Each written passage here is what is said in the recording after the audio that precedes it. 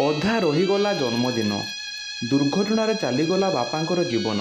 ଦେଖନ୍ତୁ ସୋମବାର ଦିନ ବାଗୁଡ଼ିରେ ଯେଉଁ ଦୁର୍ଘଟଣାଟି ଘଟିଥିଲା, ସେହି ଦୁର୍ଘଟଣାରେ ଜଣେ ପିତା ମୃତ୍ୟୁବରଣ କରିଥିଲେ। ଏହି ଡମ୍ଫରଟି ବ୍ରେକ୍ କରିବା ସମୟରେ ଉମାକାନ୍ତକୁ ଧକ୍କା ଦେଇଥିଲା, ଫଳରେ ଉମାକାନ୍ତଙ୍କର ଦୁର୍ଘଟଣା ସ୍ଥଳରେ ହିଁ ମୃତ୍ୟୁ ଘଟିଥିଲା।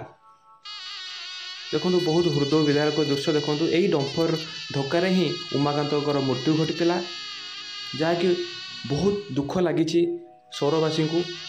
ଦେଖନ୍ତୁ ବେପରୁଆ ଭାବେ ଗାଡ଼ି ଚଲାଉଛନ୍ତି, ଦେଖନ୍ତୁ ଯାହାଫଳରେ କି ଏମିତିକା ଦୁର୍ଘଟଣା ବାରମ୍ବାର ହିଁ ଘଟୁଛି।